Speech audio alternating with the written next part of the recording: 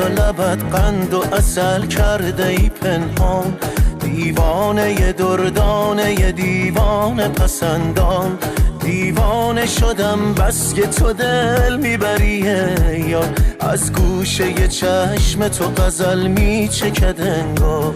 یک شهر شده دل داده موهای بلندت، جذاب ترین جاذبه شهر شده خندت. اینقدر نخند ناز نکن تاب ندارم، از ترس همین دلبریات خواب ندارم.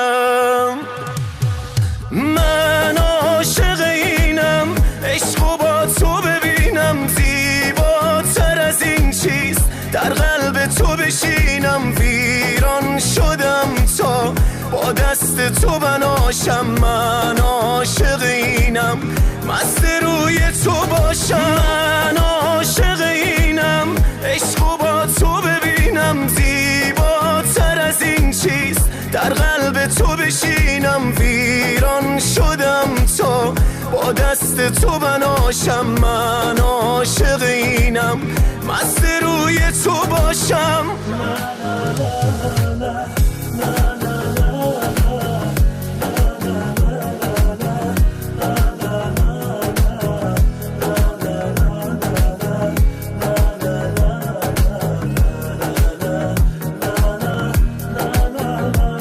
آتش بکشان ریشه بزن سخت بپاشم، من خلق شده ام تا که هوادار تو باشم. معماری اندام تو شاهکار زمان است، حرفای تو جذاب ترین شعر جهان است. من عاشق اینم عشقو با تو ببینم، زیباتر از این چیست در قلب تو بشینم. ویران شدم تا با دست تو بناشم، من عاشق اینم مست روی تو باشم. من عاشق اینم عشقو با تو ببینم، زیباتر از این چیست در قلب تو بشینم. ویران شدم تا با دست تو بناشم، من عاشق اینم مست روی تو باشم.